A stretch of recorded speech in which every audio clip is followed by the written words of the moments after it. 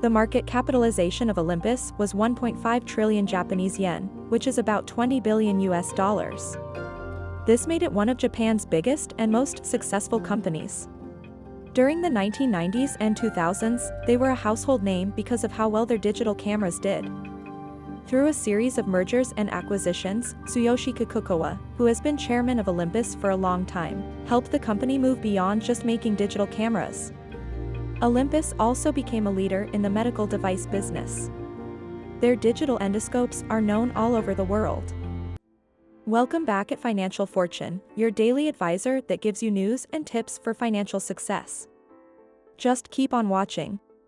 In 2001, Kikukawa asked Michael Woodford, a British citizen who was in charge of Olympus's operations in Europe, if he would be willing to move to Tokyo and take a new job as the company's chief operating officer. Woodford agreed because he was excited about the chance. 6 months later, he was made CEO of the whole company in the blink of an eye. It was unusual for a Japanese company to hire a foreigner in a senior position, let alone as CEO, so Woodford's hiring was a big deal. Woodford thought his life was perfect when he first got the job. Who wouldn't want to run a $20 billion company and make a salary in the millions? But Woodford had no idea what he was getting into when he moved to Tokyo. On October 1, 2011, Woodford took over as CEO.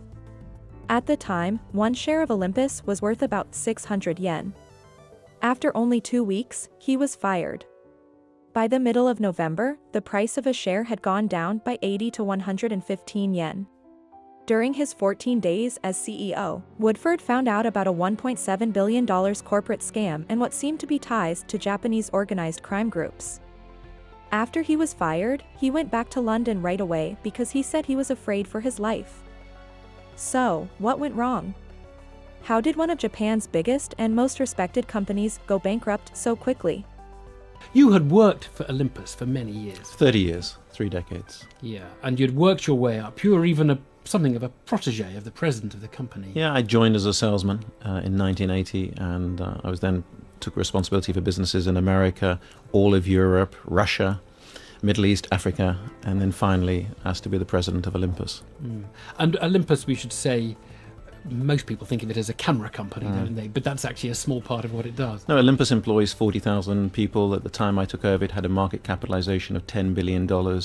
And has 70% of the endoscope market. And basically, wherever there's a natural orifice, they can put these. And where there isn't one with keyhole surgery, they can put them. Okay, so tell us the tale. You arrive, you're president of the company. Just take it through for people who don't know the story. Yeah. Everything was going dandy until I was in Hamburg in July, during the heat wave of 2011. And a friend who also happens to be a main board director of one of Japan's largest companies, I gave him a pseudonym in my book called Goro, because if it was known that he was the person who helped Gaijin Woodford, he would be ostracized from the business community in Japan. And he told me... He tipped you off. He said that a small magazine called Factor, a specialist journal, had made allegations that Olympus had bought 3 small companies with almost no turnover for $1 billion. A company selling face cream by mail order, a plastic plates for microwaves company, really no synergy with the business, but $1 billion, that was 2 years' profits of the entire corporation. It was so obviously wrong. So you've been told about this weird allegation that sounds totally ridiculous. I didn't believe it. The then chairman, the previous president, Kikukawa-san, was like my favorite uncle. He had promoted me when I got an MBE. He bought me a Mont Blanc and took me to a nice restaurant. I was very fond of him, and I just didn't believe it. But first weekend I was back in Tokyo after I'd received the email in Hamburg. I went to a hot spring resort with Goro, my friend, and he translated the Factor article, and it was substantiated and detailed and inexplicable. So I came in on the Monday. I got 2 colleagues and said, have you seen 2 colleagues I trusted, a woman and a man, both Japanese, but I trusted them, and said, have you seen this? And they said, yes, we know about it. Mr. Kikukawa-san has told both of us and the whole executive floor not to discuss it with you. So there was the chairman telling my own staff for the president not to be informed about allegations. It turned out to be the biggest ever corporate scandal in Japan. And that's when I got a horrible feeling that something very bad and unpleasant going on at the company of which I was president and responsible for. And so you said, well, I'm not going to let this just die or bury it or anything like that. So then you stir it up, basically. The very next day, I had a meeting at 8 o'clock with a national electronics company in Japan, and just myself and Kikukawa-san were going. And I thought at the end of this meeting, he would say, Michael, let's go for some green tea, but he didn't. And I then asked for a meeting that day. The meeting was set at lunchtime. That was the only time he could meet with me. And I went in a large boardroom, and he was sitting where you're sitting on that side of the table. But in front of him, he had a great platter of sushi, luxury sushi, which is my favorite food. In front of me was a tuna sandwich, and it was a manky tuna sandwich at that. There was no lettuce or crisps around it. It wasn't even a burger. A British Rail buffet in 1980s would not have been proud of this sandwich, and that was to tell me, because I'd pushed and insisted upon this meeting, that I was the tuna sandwich in the food chain and the chairman was the luxury sushi. Let's jump a little bit. So you basically you report it to the accountants, you ask to get the facts, you go to... I write 6 letters. Call the board. 6 letters. Forensically, who did we buy these companies from? How did we value them? Where are the board minutes, etc., etc. And it culminated in letter number 6, where I asked for the resignation of the chairman and the vice president, Mori-san.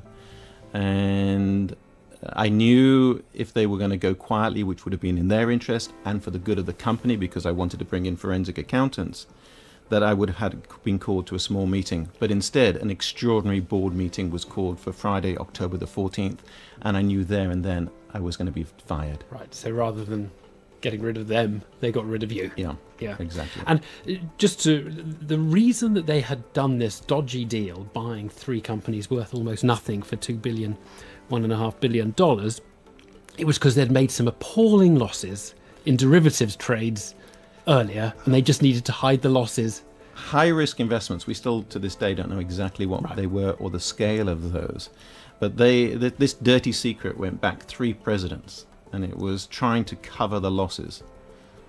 You were possibly brought in as someone who would be sort of an outsider, but who probably wouldn't spot any of this stuff. I mean, I don't think so. Olympus was one of the most indebted corporations in Japan. They desperately needed free cash flow, profit, in simple words. And I had shown how this wonderful healthcare business, probably the best healthcare franchise in the world, could deliver outstanding results. And that's what they needed. They needed me. Right. If they just hoped they'd get away with it. People say, what's the difference between Japan and elsewhere? Fraud takes place, Enron and WorldCom, and we could go on, Bernie Madoff. The difference, a month after I'd been fired, the share price of Olympus had fallen $7 billion. 82% of the value of the company had been lost. Yet the institutional shareholders, the 3 mega banks and the largest insurance company, would not utter one word of criticism of the incumbent board. And then the Supreme Court judge, Kainaka, retired Supreme Court judge, who investigated the Olympus scandal, said the Olympus board is a board of yes men, because 14 people went along with the decision to fire me.